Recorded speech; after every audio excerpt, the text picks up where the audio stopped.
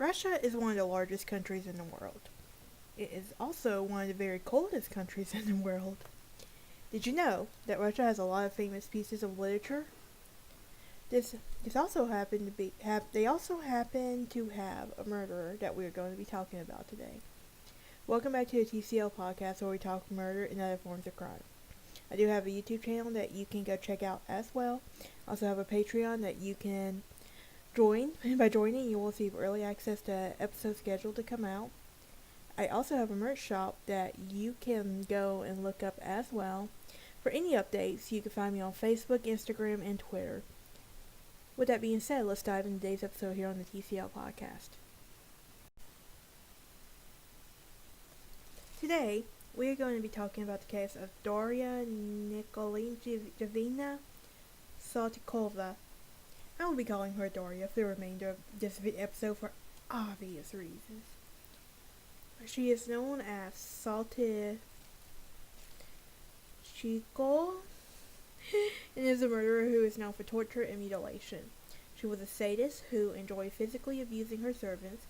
Her victimology includes 38 to 139 known victims.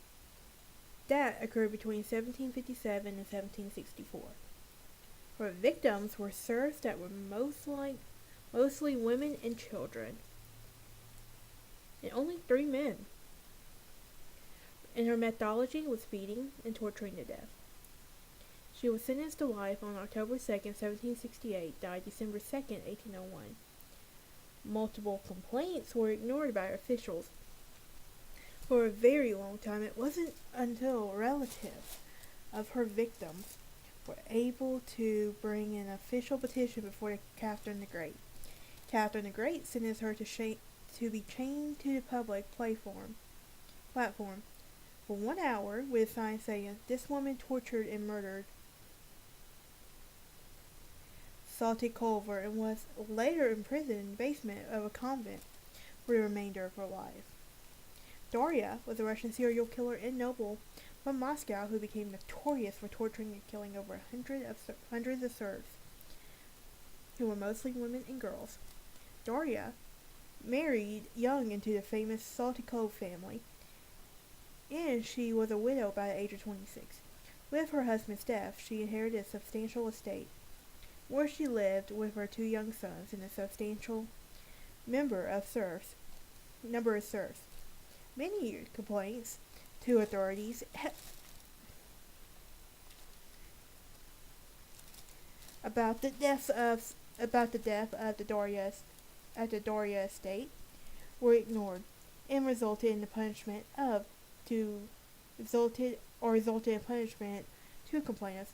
Because Darya was well connected with the holders of the power of the royal court. Eventually, relatives of the murdered women were able to bring a petition before Catherine II. Catherine decided to try Darya publicly in order to further her lawfulness initiative.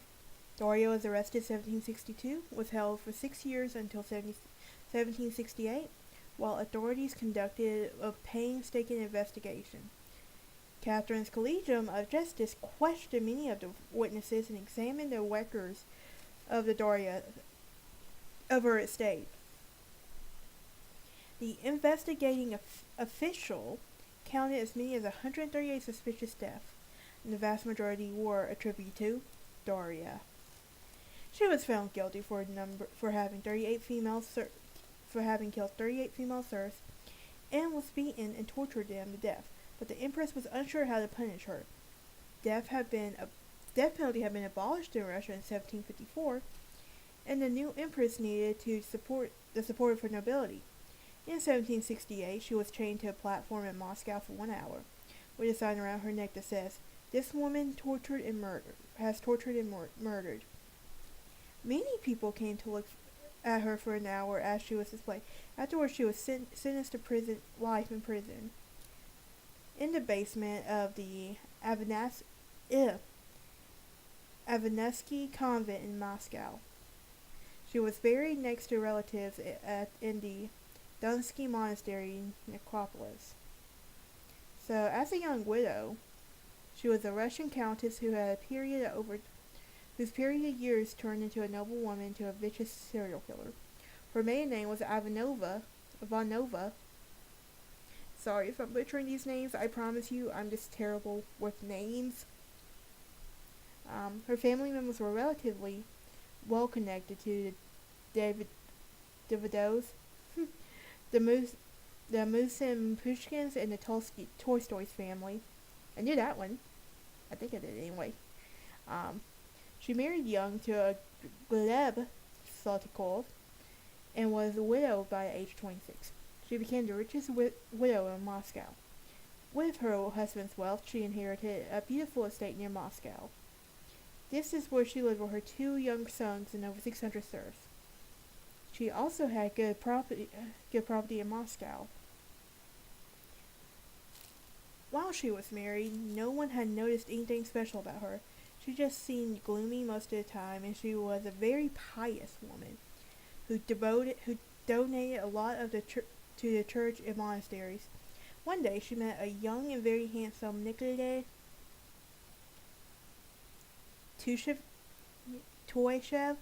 who was the grandfather of the well-known Russian poet Pyotr Torshev.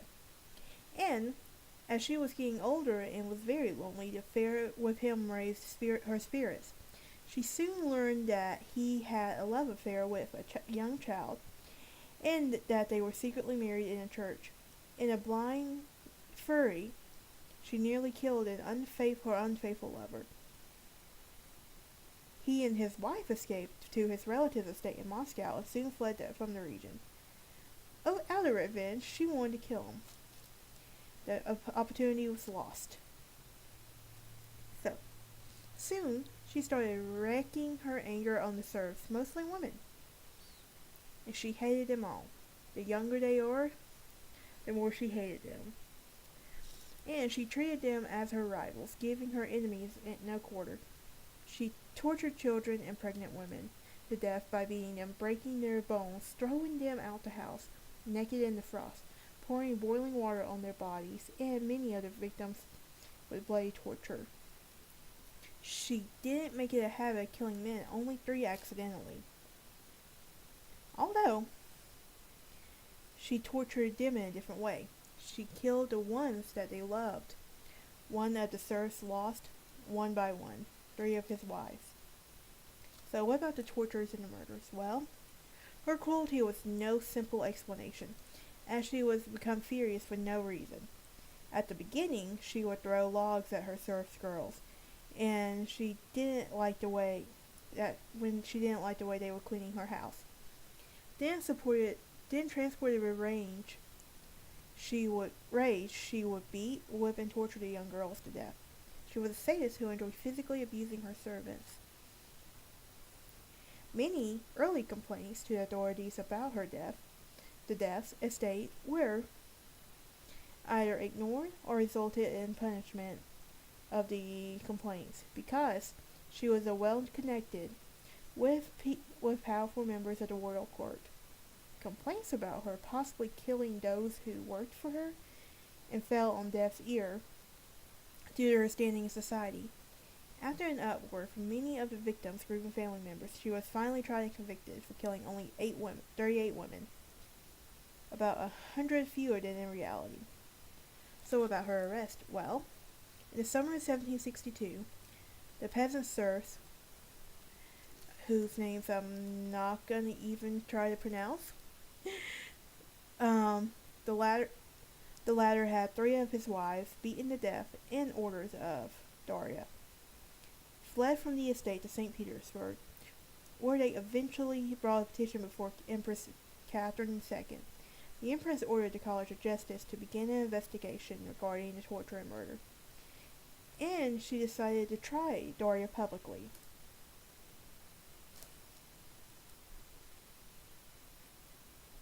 And according to a forensics detective, over a period of 6 to 7 years, she had various methodologies. But I am shocked to find out that Russia eliminated the death penalty. I figured Russia would be a country that still had the death penalty. Just saying, I figured they would. But anyway,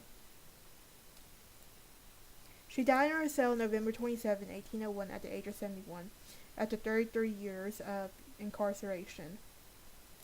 So, that's it for today's episode. I will see y'all next time, and y'all have a great day.